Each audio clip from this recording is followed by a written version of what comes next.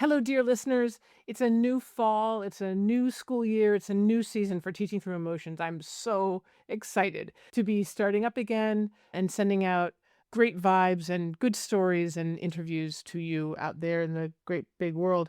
A couple things I want to let you know about. In addition to rolling out a new season, episodes are going to drop every couple of weeks for the entire school year, which is very exciting. We're also rolling out a new subscription model that is meant to encourage you folks out there to subscribe, send a little money our way so that this project can support itself. And I have a fantastic, fantastic team that I would love to be able to continue paying because they make all the difference in the world. So I'm inviting you to check out the new subscription model and subscribe at the level you can afford and that feels right to you, given your feelings about this work and its value in your life. This episode today, season 3, episode 1, is a fantastic interview with two lovely people that I've really come to appreciate. They are coaches, I'm a coach, and we chat about the value of coaching specifically for school leaders. And I hope you enjoy the episode. Just want to mention that for the month of September, there's a very special offer from me to you for people who subscribe for the year. I will make myself available for 1 hour free one-on-one consultation session. You can bring a problem that you have from school to me and we can talk about it for an hour and see if we can get to a good plan of action that will work. If you're having any difficulties and you can't subscribe, you can always leave a message. Either email me at betsy@teachingthroughemotions.com or call and leave a message on the TTE hotline, 413-239-4158. Again, 413-239-4158. Just tell me what's going on. I can at least address it on the air. We can unpack it a little bit and maybe offer some suggestions for what to do. We want to hear from you and we want to help you in any way we can. So without further ado, let's get started. When this started, I confess I did not understand. I guess maybe that's how it all turned out to be. Such a mess. If you're new here, welcome. I'm Betsy Burris, a teacher, educator, and psycho coach. Every week, I podcast or write on Substack about using your emotions to feel better and teach better. Sometimes you'll hear stories of educators as told to me or sent into the Teaching Through Emotions hotline, all of them discussed with me and my co-host, Joe Johnson. And sometimes you'll hear an interview with someone who offers an interesting perspective on teaching and learning. We unpack it all here on the feed and on Substack. I'm so glad you're here. So this is interview day, and I am very excited to be meeting with a couple of people I met many years ago. Was it COVID? Through a mutual friend. Yeah. I got in touch with you guys because you were starting a coaching company and I was trying to grow mine. And so we had this wonderful goal in common of working with teachers to help them survive and maybe even thrive. So with that, I want to introduce Story and Jim Leonard, who are founders of Coaching at Altitude. Tell us what your business is, how you got into it. The origin story, if you will. The origin story, Yeah. Yes. Well, it's great to be back with you, Betsy, and nice to see you. So I retired in 2020, at the beginning of COVID, from my head of school role at Santa Fe Prep here in New Mexico. After 21 years, not quite sure what I was going to do next. And Story and I were approached by a guy, Stephen Badger, he's part of the Mars family. He was a trustee at Prep and a parent and a friend. And he reached out to me in maybe October of 2020 and said, "What are you up to?" And I was like, "I don't know. I'm hoping to do a lot of fly fishing." And he said, "Well, I've got an idea for you." And Stephen had, through his work in the Mars Corporation, the family company, as well as outside of that and other endeavors, he had been exposed to executive coaching as he tried to develop leadership capacity in other people. And he said, if there's a way to bring this to the education space, I'm interested. And I was like, well, what's coaching? So we took a flyer. We both started training. Story was still, I'll let you speak. She was still director of college counseling at Prep in the 2020-2021 school year. So you had a heavy lift that year. Yes, but I was at home for the whole fall because course. we were remote. And I was so intrigued by the training. And I was able to tag along for the first, let's say, module of this IPEC training, which was the company we were using to be trained. And I loved it. I just was like, so sign me up for the rest. And we kind of rolled it out from there. Yeah, so Stephen has been the financial backer, the visionary for this thing, the relatively hands-off partner in this enterprise. And so now we're in our fourth year at Coaching at Altitude. We have about 80 clients at 20 different independent schools around the country. And they are all senior administrators. So think of the folks, directors of admission and CFOs and heads of school and assistant heads, deans. That's really our market, if you will. And our goal is to help those folks develop their leadership capacity, as you say, thrive in their positions, and ideally also bring forth for them a coaching mindset in their leadership. And really, these are schools who are looking to empower the people who work with and for the head of school to really sort of elevate the school enterprise Mm. overall. So the training, the IPEC training is executive coaching training? Yes, it's been around for over 20 years. They had everything online, so we could kind of jump right Mm. in 2020. And I think we were really drawn to the philosophy of this particular executive coach training program, which is an energy model. So it's really looking at how are you showing up to your leadership or to whatever you're doing? What is the energy you're bringing to that?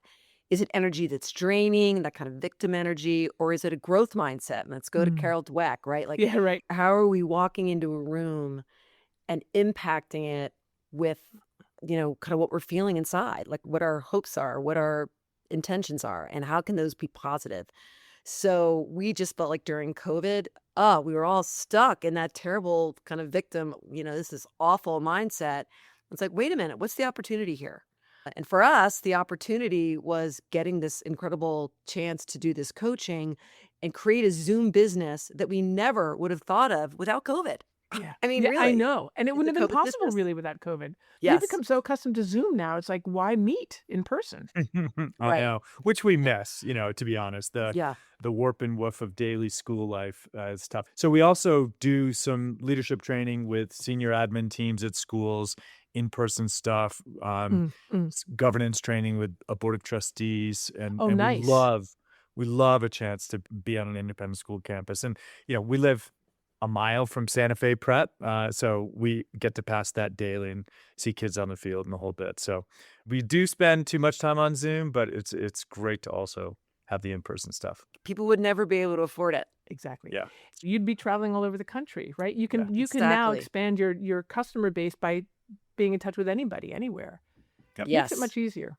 Yeah. Why independent schools? That's just the world we know. Mhm.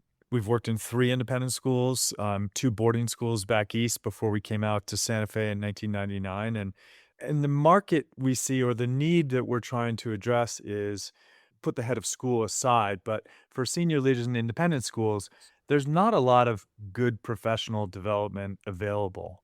So, it might be another director of admissions in another school that you talk to sometimes, but in terms of really developing that person's leadership capacity, helping them understand, what they really value, where they're getting stuck, how they might have some limiting beliefs that are keeping them from doing things, how they can handle conflict or challenging conversations. That's really Mm. where we're sort of dialed in.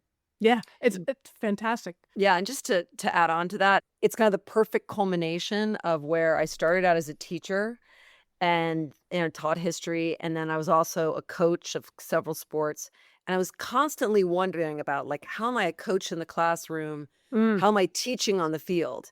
And I just saw a tremendous overlap, and then I became a college counselor, and then there was this whole therapy side, like, right, like, how am I bringing counseling to the relationships that I'm trying to build with students and with faculty around me? So coaching became this kind of perfect intersection of teaching, of, like, athletic coaching, let's say, and then of counseling. Mm. And I think these are the very skills and kind of mindsets that we want to bring to leadership and really dial up.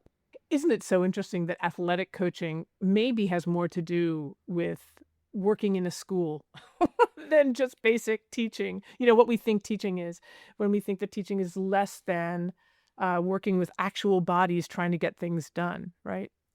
Something different from that. I love it. But this model, I guess what I want to say is this. I love it that you focus on leadership.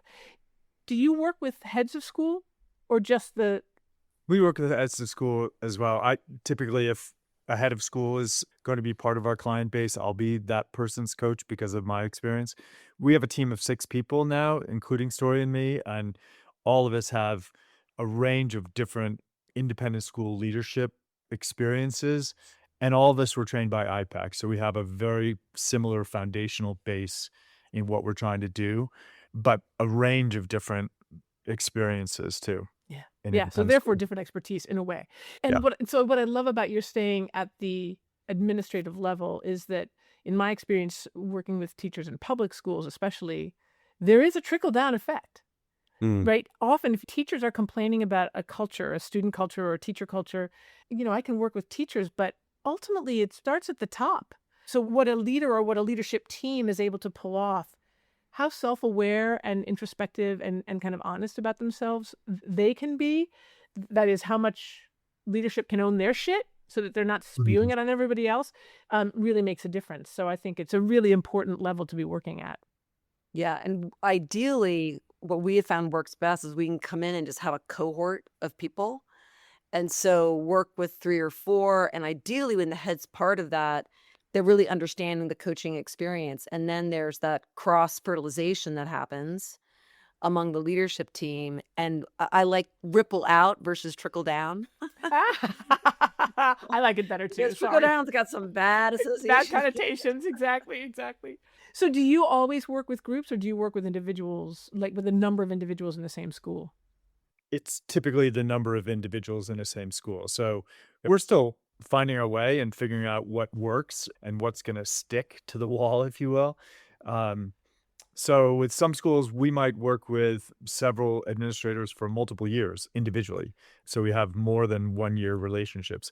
In other schools, the head of school might decide to sort of move our services through their senior admin team. So we might coach 3 people 1 year and the next year, 3 different people. Mm, And these are big schools, schools with 20 people on the wow, senior leadership team. Yeah. Schools of 1,000, 1,200 kids. wow. Not all of them. We also work with very small schools. We had a meeting yesterday with somebody who's the HR person at a school of 100 kids, grades K through 8, I think a K Yep. through 8 school, where there's a sort of toxic faculty culture developing. Mhm. And, talked with her about what's the head of school's role, what if anything we might be able to do to help there. So it's over 2,000 independent schools in the US who are part of NAIS, the National Association of Independent Schools. So there are a lot of schools out there doing a Yes. lot of good things. So since you've mentioned toxic, Mhm, mhm. faculty environments, I mean, this is happening in a lot of schools, not Sure. just independent schools. Mhm. What do you do? How do you tackle those cultures? Gingerly. Um, It's hard. It's really hard because you have to look at the culture as its own system, right? And Yes. when we're coming in and coaching individuals, it's really hard to coach that individual to change when they're up against it, outside. And so it's helping that person understand like what's my certain you've probably heard of this, my circle of control, my circle of influence, and everything else. And so that's why what we're finding unfolding that's actually working is when we stay with one school over many years. And what happens is like, I've got several clients. I've been working with them for 3 years. And so you see that it can't happen right away. And that number one, change that individual takes time. And then you need that cohort to develop so that that ripple out effect is not coming from one person. Yes. Right. It's gotta be coming from many. And so that's where the transference of, "Hey, we're here for you to support you, and we're also gonna build your skill set and your resilience so you can go out there and have a different frame on this culture Mhm. and feel empowered and empower others." So it's like, how does the person we're coaching get them to pay it forward? And that's when I think things start to change. But we don't know. We're only in year 4, but like Yeah. that's certainly the aspiration. I don't know what you'd add to that. No, I think that's great. Yeah. I guess I would add that I said gingerly in how we approach it because we're outside of the culture. And, Story and I have worked together in 3 schools for 40 years. No, not quite. 38 years, I guess we did together. And, culture is the most important thing that a head of school or a leadership team is cultivating in a business, in a school, wherever it is. Yes. And so for someone from the outside to presume that they can have a dramatic impact on that culture is I think, errant thought. So it's more about how can we help the people within that culture work to create the culture that they want to thrive in, the kids can thrive in. Being outside, being an external influence can be very powerful, though, because you get to see a perspective. You get to see the forest for the trees, is what I say to people that I work with. Mhm. Whereas the Mhm. people inside the system can be really focused on a tree, at one tree at a time. So there is that value, but there is no one can change the system but the people within the system. Actually, no one can change anything but themselves, right? And you guys get Mhm. it. You seem to have a kind of living systems perspective, which is we're all Very much so. connected, but That's a I can't great, change you. I can only change me. But then I can right. see how my change ripples out. Yes. Yep. One of the reasons we named our company Coaching at Altitude is for exactly that, Betsy, that leaders in schools are on the dance floor all the time, right? And how can a coaching relationship help them get up on the balcony and see some of what's going on, Mm, see maybe the mm, system that they're in and how they might impact that system. yes. How they are impacting it, Yeah, but how they exactly. might change the impact. Oh, Yeah. Correct. that's perfect. This is a question that I have as someone who has run into this difficulty. If you're coaching more than one person on a team, on an administrative team or a senior leadership team, how do you preserve the sense that they are your client, but so is the next guy that they're struggling with, and so is the head of school? Like, who is your client? How do you keep it all straight so that everyone is trusting that you are looking out for them, but also looking out for others? It's a great question. Again, we are figuring that out, I would Yeah, it's say. tough. Another tough Because one. yeah, it's interesting because I have a client at a school on Long Island whom I helped develop kind of a strategy for how she's going to talk with the head of school about a possible salary bump. And the head of school is also a client. And so, but I'm, Exactly what I'm talking about. You were yeah, coached to ask me that question? yeah. I had to square that one in my mind.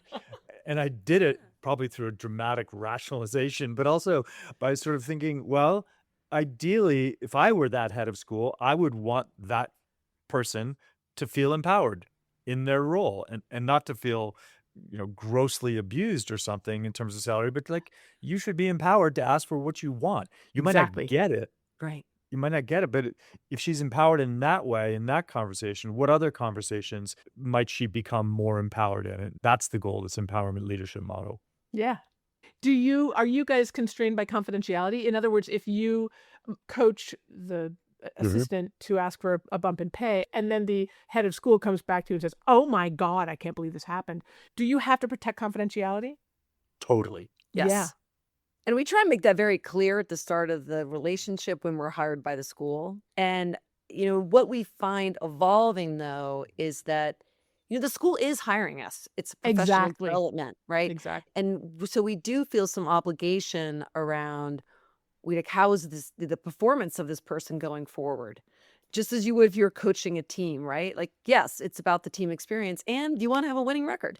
So, what we're finding that we're doing more and more of is encouraging the people we're coaching to seek feedback so that you're no longer coaching in an echo chamber. Mm. And that, yeah, it's great to coach that individual, but I don't really know how others are experiencing that. So, you go, coachy, go out there, ask, Yeah. get allies in your growth. Mm. And when that develops, then we're coaching ourselves out of the picture, Yes, exactly. right? Which is the goal. Yep. Yep, the goal. And so it's thinking about like how do they have a conversation with the head of school at the towards the end of their coaching engagement, or maybe it's partway through, but what are you seeing? Here's what I'm getting out of it, and what are you seeing developing for me? Yeah. Where else might I continue to grow and work with my coach? Mhm. So we'd like it to be more transparent Mhm. and just really facilitate, I think, a more supportive, safe, and honest feedback Yeah. culture. Because most schools and independent schools that we know are not very good at that. Yeah. Yeah. Schools are tremendous at giving feedback to students. Not always That great could be better too. not always great Yes, feedback, but exactly, yes. they're feedback But they give machines for something. students. Right. Yeah, if you're a kid, you're a student, you feel like you're getting feedback from a fire hose, about how you're dressing and how you're performing in class and who your friends are, and it's just all the time. But adults in schools do not get a lot of meaningful Mhm. feedback. And so we really like this book called Coachability, the Leadership Superpower, which really makes the case for a sort of, an evidence-based case for the most effective leaders over time are ones who constantly sort of seek, reflect, and respond and act upon feedback. Mm. They're sort of always either asking overtly for it or very well attuned to Mm. how they're coming across. Yes. So we want to help leaders get to that point too, and Yes. get meaningful feedback. I love it. What you're making me think is number one, that coaching can help people actually attune to their relationships and the signals that people are always sending each other. So you're kind of helping your clients or individual clients go meta on their environment and how they can read it and then make use of the information, because that's another part of it, isn't it? Right? I can see that someone is rolling their eyes at me. Now, what do I do with that information? Right. The other thing I wanted to say is that I think it's really important to acknowledge that the school is the client, that the entire organization is the client. And I love what you said about coaches being part of the transparency of getting evaluated, to say to a boss or a head of school, what can I do better? What would you like me to be working on with my coach? So that actually makes it very clear. I am working on this stuff with my coach, but you can have input because I recognize as an individual client of the coaches, I recognize that this is about the whole school. It's a very tricky, but I think kind of a brilliant approach to capturing the different levels of responsibility that you as a coach have to the school and the individuals in it. Yeah. Yeah. It's like, who are the stakeholders here? Mhm. Yeah. They're all the individuals, but all of them together. It's a collective, which is, of Mhm. course, the system, the living system.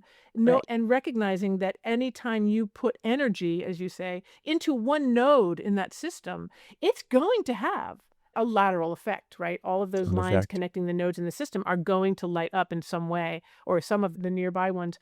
And that is how systems change. Mhm. It's Right. And exciting.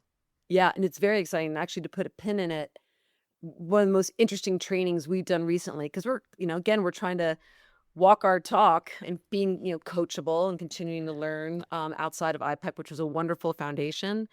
But there are a lot of, ideas about coaching out there, and relationship systems intelligence is an incredible niche that's kind of, I think, gaining a lot of ground in the coaching field. And so we've been doing some trainings at Marita Freehorn, and Relationship Systems is the name of her book, something close to that. And it's been transformational in terms of like some of the conversations I've had and helping clients think about who are the stakeholders, how am I, what is my impact, and when you start talking about the needs of the system versus the needs of individuals, there's a detachment that happens. Like that's how Yes. you get up on the balcony, as Yes. Jim was saying earlier, and really get to see like, wow, I see that I need to be the voice for this system, not Mm. just for myself. Mm. And you can speak sometimes with a little more wisdom when you're coming at it from that perspective. Mm. And you're seeing that the system has needs, not this person needs to stop talking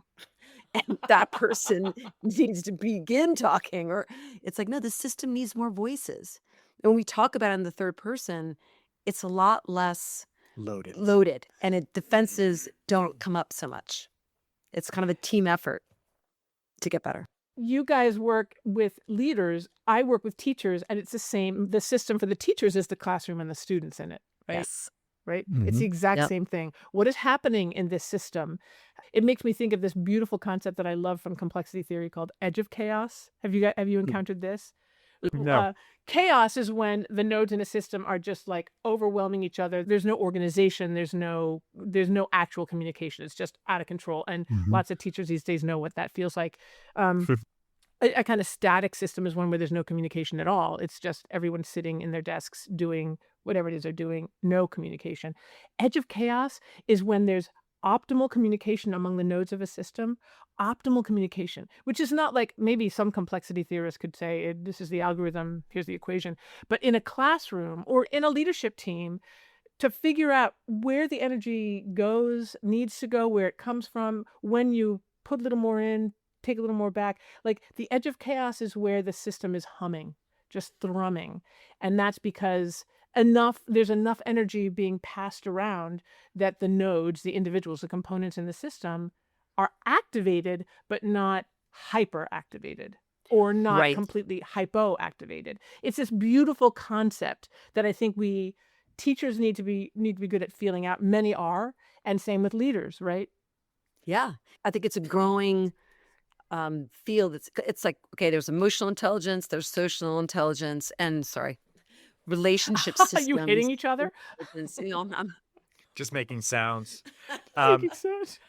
yeah, that's really interesting, Betsy, what you say. And I think when I think about the most effective classrooms I've been in, as a student, as a teacher, as a head of school across the years, there is that edge of chaos feeling Yeah. that needs to be managed. And you're kind of moving with and through it very intuitively and almost instinctually.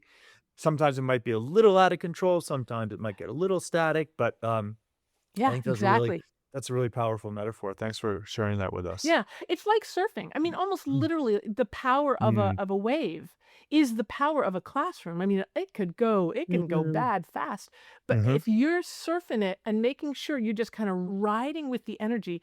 I mean, you guys know this. I know this. I'm getting tingles just thinking about it. I know teachers listening. It's exciting to mhm, be in a classroom where that kind of energy is flowing and you don't control it. You're just riding with it and responding to it just like anybody else in the room.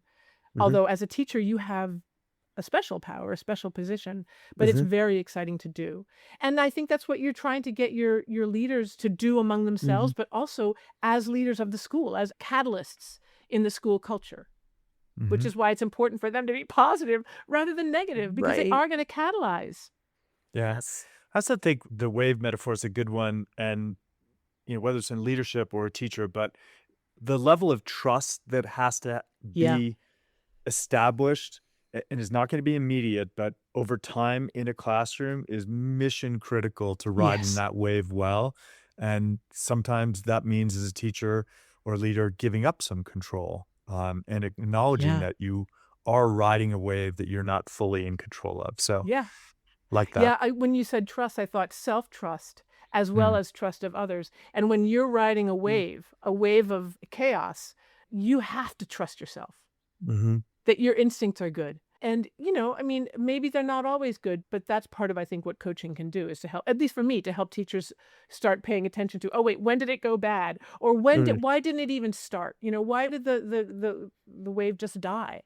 But mhm, developing that sense of what's happening in this classroom and am I picking up on it? And trust is part of it. Part of trusting any group is letting the data in, mm. letting the what's happening around you in rather than clamping down on it because you've got to control it, right? And then Yeah. it just never Right. even starts.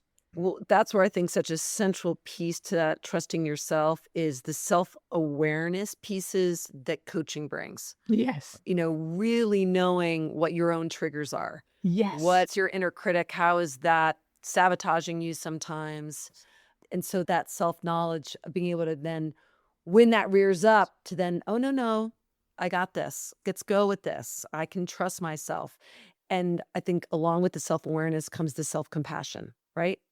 So I see those two things as being really important to building that trust. Yeah, and so as part of developing that self-awareness, we use a number of assessments depending on the client and their needs, but a strengths assessment, sometimes from positive intelligence called a saboteur's assessment. We'll do a values assessment. So often, if there's a pretty big misalignment between something they value highly, like let's say Mm. as simple as time in nature, they value it highly on a scale of 1 to 10, but they're not doing it at all. That's when the real stress, anxiety, even Mm. depression starts to develop. Yeah. So making sure that people know, here are my strengths, here's what I value, here are my triggers, as Story said, where things might start to go awry, um, can develop that self-awareness and Mm. self-compassion that Story was talking about. I love it. I think that's just so important. I've often thought that teachers need therapy. But even better, I think they need coaching because you Mm, don't need to delve into your past to mm, understand your present, although it can be very helpful to recognize when you're bringing your past into your present. That's the kind of work that sure. I will often do with teachers. Mhm, But I do love this.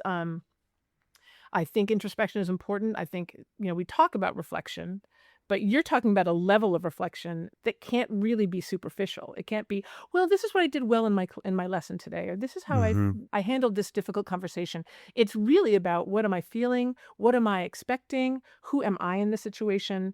How am I reading the situation possibly wrongly? All that stuff is really important for teachers to recognize and have tools for battling, but also having people like you and like me mhm, to come back to, and other teachers. In my work, I do teacher support groups, so they can come to mhm. the teachers too, and just get reality checks.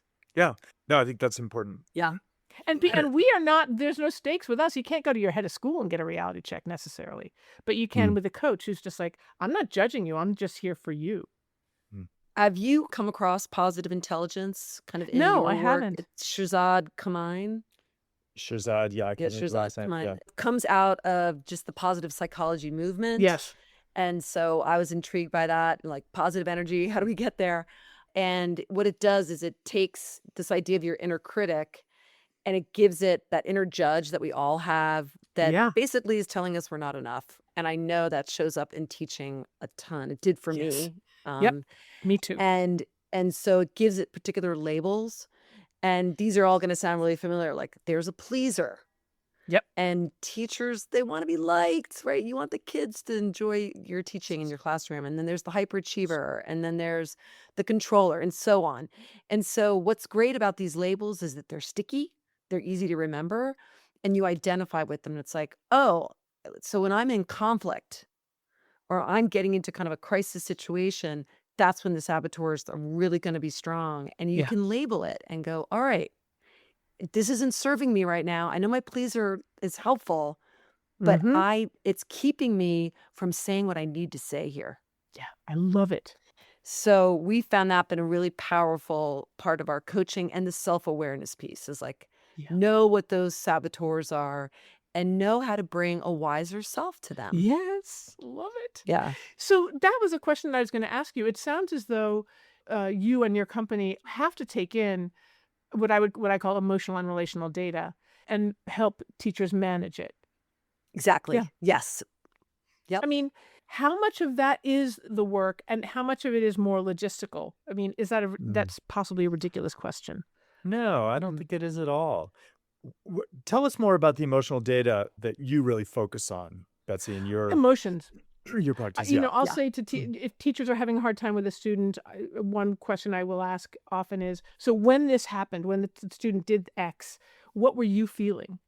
And then if they can label the feelings, of course, they need to be able to turn inside and pay attention to their insides. And many can't. Many people can't. Many teachers can't.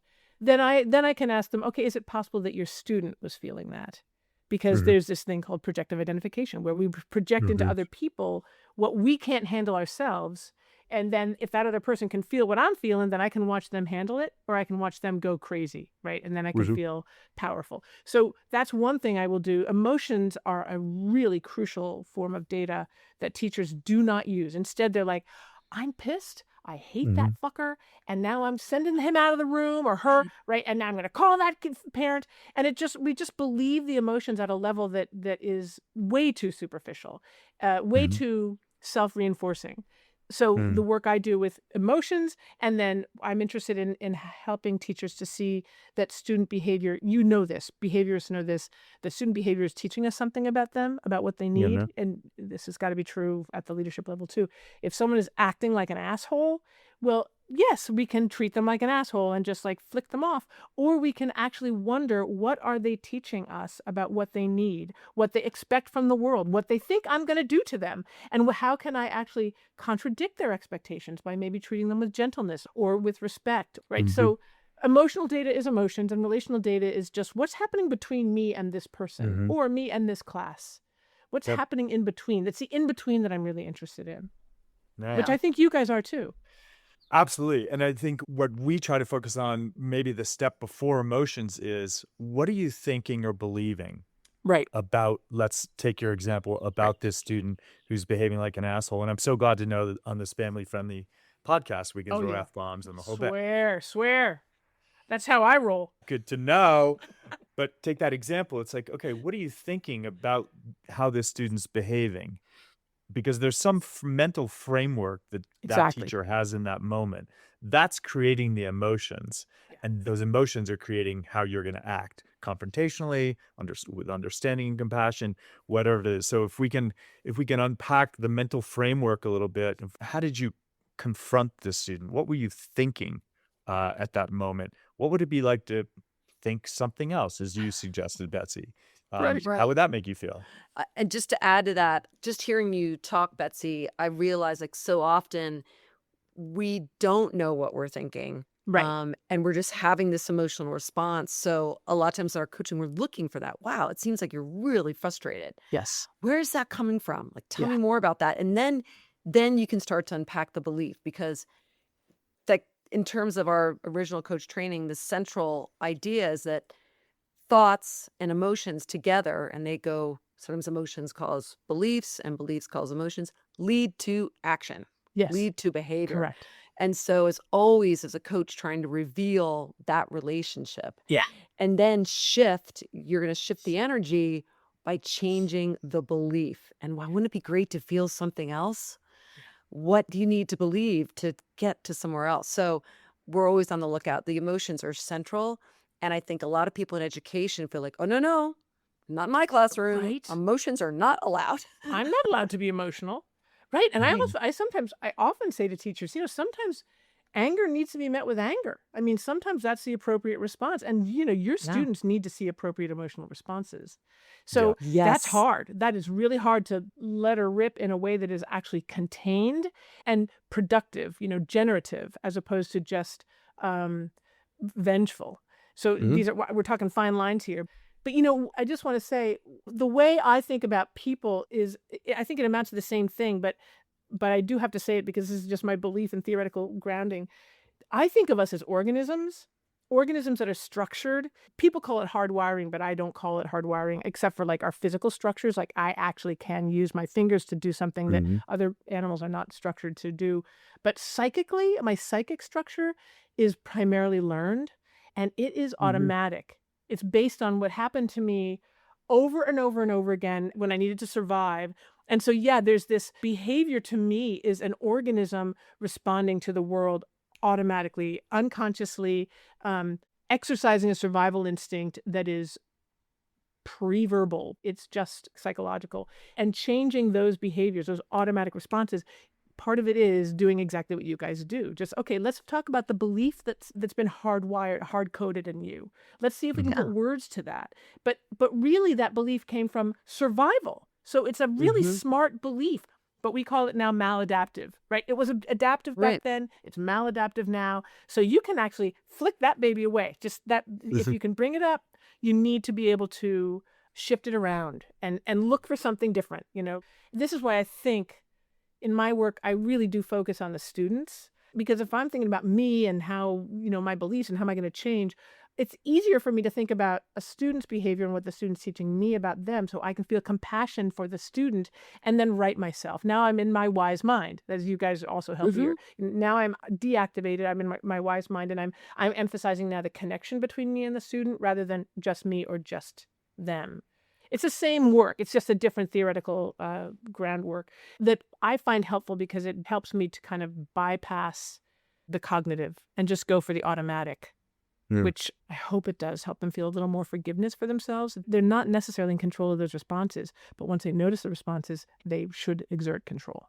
Once they notice, they can choose. Exactly. Exactly. I think that's where we're really trying to get people, is that, you know what? You can reboot your operating system. Yeah. Do you guys have any great success stories that you can share? Well, it's interesting thinking about that. It's like, how does one define success? Mm-hmm. Mm-hmm. And I say happiness, relief, aligned relationships, getting done what they wanted to get done when they started talking to you, the way they wanted to get it done. yeah, for me, I think all those are true. And I think when I was thinking about this, first defining success is, have I helped someone raise their self-awareness? Like, Nice. do they know themselves better? Because we're not going to get anywhere else until we have that in place. And that takes a while. Yeah. And that's Yeah. what can be hard a little bit about, maybe no one's seeing real changes that's on the other side working with this person, Yeah. but they're feeling better. Yeah. They're feeling more self-compassion. They're feeling, okay, now I've got a direction and I'm choosing. I'm not just reacting. I'm not Yes. stuck in Exactly. a place of negativity. I'm feeling more empowered. Yes. So I'd say that's thing one for me. What would you say? Yeah, it's a great question. I would say Mhm. we're not winning championships here. We're like, Even though you're coaches? yeah, exactly. To stick with the metaphor, we're winning some games on the road, if you will. And so I think about like a head of school I've been working with for this is the third year down in Texas. She was a brand new head. She Mm. was really sort of the person at the school doing just about everything, small school. And, how was she going to both psychologically and tactically survive and move this school forward? And so lots of small things in the conversations I've had with her over the last 3 years, every 2 to 3 weeks, as I say, are very tactical based on my Yeah. experience as a head of school and how to work well with a board of Yes. trustees. And some of them were more like, okay, how are you going to show up to this hard conversation that you have to have Mhm. with a teacher Mhm. who's underperforming right now? And then the other piece I think I should mention about what we do as coaches is, we're an accountability partner so that if we have in that example, this head of school is going to have a challenging conversation with an underperforming teacher. 2 weeks later, it's like, how did that conversation go? Yes. Uh, Yes. Tell me about it. And Mhm. if we don't have accountability partners, we are much less likely to change. Yes, exactly. Wow, love it. Yeah. And then I was just gonna add, like, to give you some examples.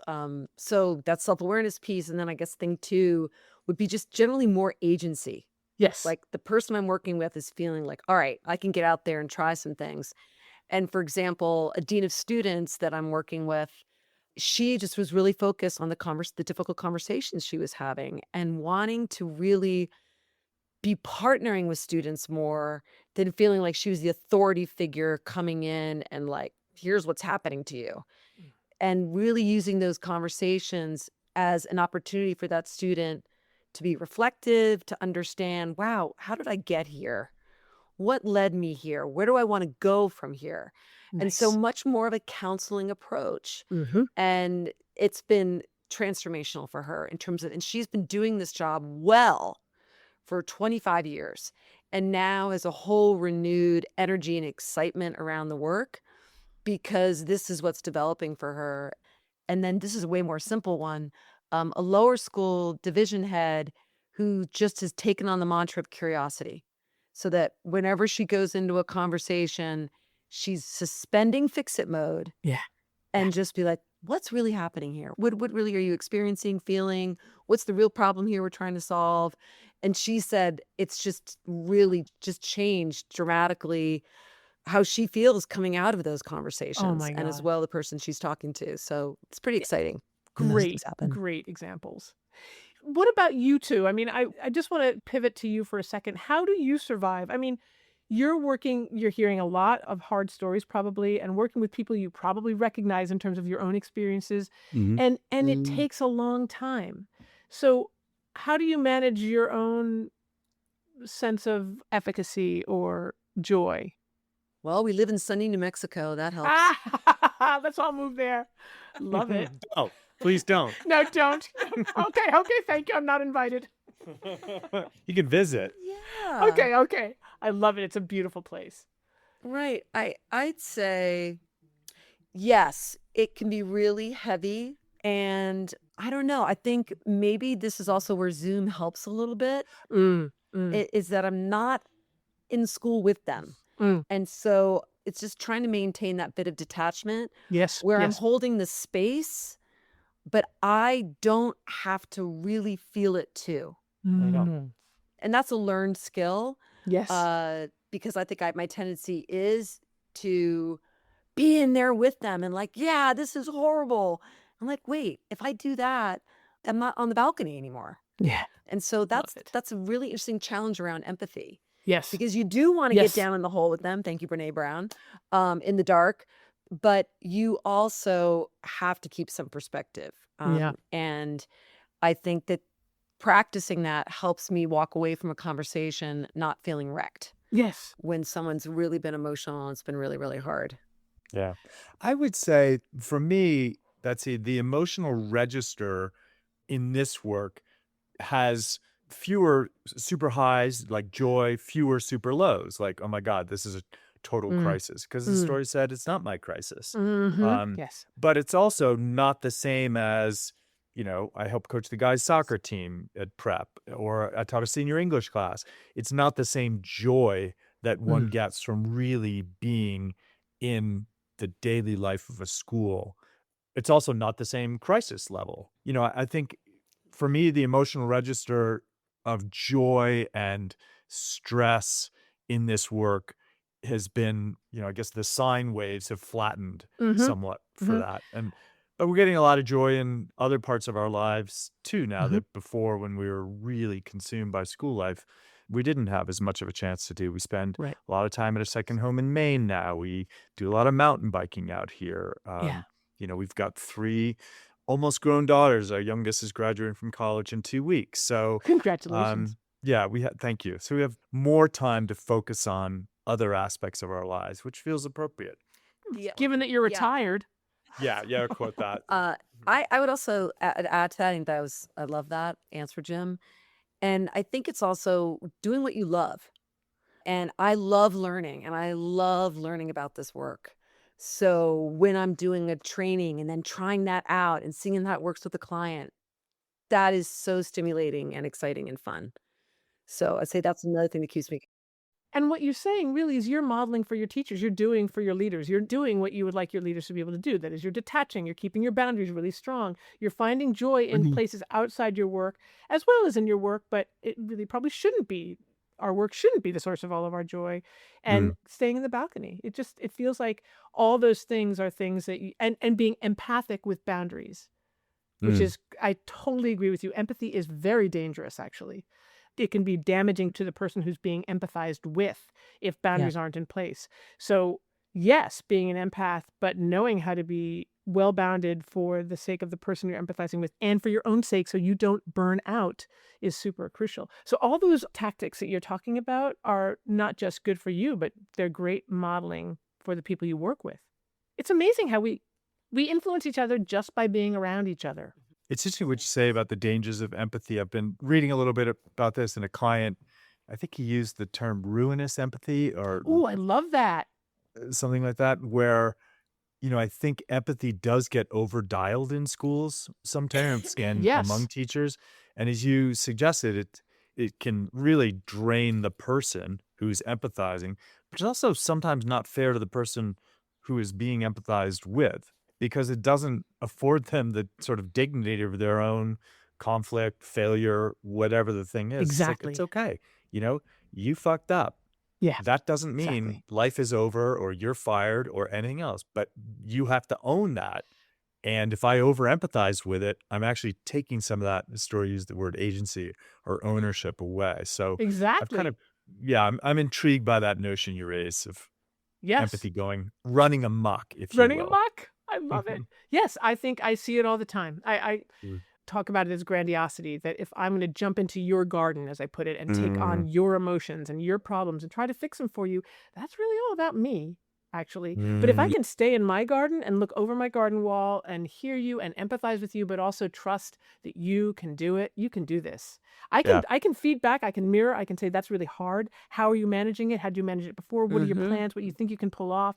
That kind of Yeah. stuff is fantastic. And empathy helps with that. And also empathy is fantastic because if you can say, here's how I'm feeling, is this how you're feeling?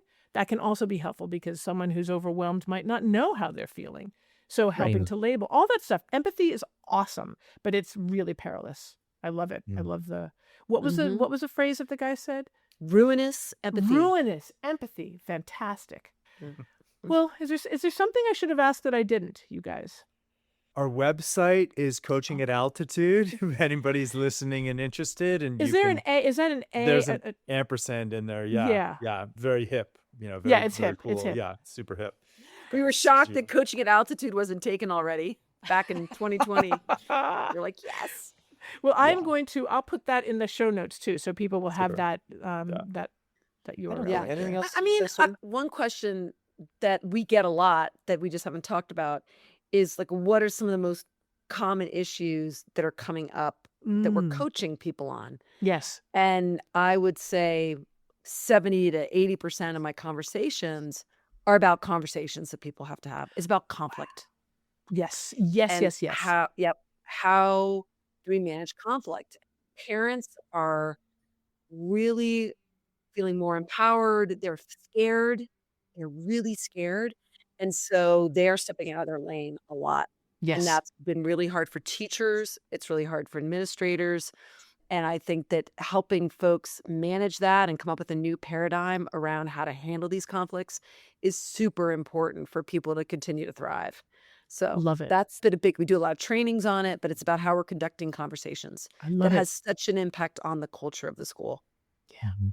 You know, when I think of conflict and kind of the terror of relationships, I think that really we can be sure that any person who's stressed out, who's really stressed out, is going to be more likely to be their worst selves than their best selves. And Sure. so if you've got Mhm. scared, anxious parents, I just want to say it so that people can be thinking of this way because you guys surely do. When they're up in a teacher's grill or up in an administrator's grill, it's because they're scared and anxious. Exactly. It's not because they are asshole. I mean, look, I have a whole blog on what I call fucking people. It's about assholes. But we can all be assholes under the right conditions. If I'm really stressed out and I have an opportunity to take it out on you, although I don't do that because I'm trained not to. You guys are trained not to, but a lot of people are not. I'll take it out on you. And then if you take me personally, like I'm now an asshole, no, I'm being an asshole. There are good reasons Mhm. why I'm being an asshole. Can I figure out what those reasons are? So part of it would be just de-escalating the Exactly. stress. And then maybe we can have some conversations about what each of us could be doing differently or how we can collaborate, right? So yeah, it's in these days when stress is like we wake up to it, we eat it, we sleep it, we it's unbelievable, then people are guaranteed going to be their worst selves. Yeah. Yeah. And teachers and administrators are Mm, perfect targets. they Perfect are. targets. Yeah, one of the I think that's spot on, Betsy, and another kind of call it success story, but a lower school head I've been working with for 2 years now in Texas. When we first started working, he really didn't want to leave his office because he felt like it was just going to be bad news. It's a jungle out You know, there. from a teacher, from a parent who was pissed. And so over time, what we really helped him see, he got to this point where he's like, it's not really about me. It's Yeah, not, exactly. there's him, there's this other person, teacher, angry parent, whatever it is, student has misbehaved. And then there's this third thing, which is the behavior, which is the conflict. Yeah. And I think too often we attach that third thing to ourselves and we feel like this person really hates me. No, there's this thing that is between the two of you that Mm-hmm. needs to get excavated and understood a little bit, but it's not attached to you. And the change for him in how he experiences life at school and how he engages with life at school now has been just, almost a 180. So perfect. That's where curiosity comes in. That's where detachment comes in. It's not about me and it's not about you, because I think a lot of people are afraid of conflict because they think they're going to hurt somebody by bringing up the thing that's between us that we need to look at from our intelligent perspectives and, We you know, need to review. different and partial perspectives, right? I love that. It's exactly how I talk to people about dealing with conflict as well. Where's the issue? Put it on the table. Just plop it down there and now sit back and look at it and talk to each other about it. Spot on. Yeah, love it. Oh, it is such a pleasure to talk to Yay. you guys. Yes. Really, enjoyed really it as well. fun. Wonderful. We'll Oh, have to stay in great. touch since we're Yes, clearly doing please. similar things, and it's a joy. So I thank you for being here. Please, if you like what you've heard, subscribe to this podcast and leave a review on your podcast app, letting others know what you like about it. Send TTE as a gift to a teacher friend of yours who might be suffering or might not be. Also good for parents and other caregivers. It really helps. So you guys, thank you again. Awesome to see you. Thanks, Betsy. Awesome to talk. It's all true.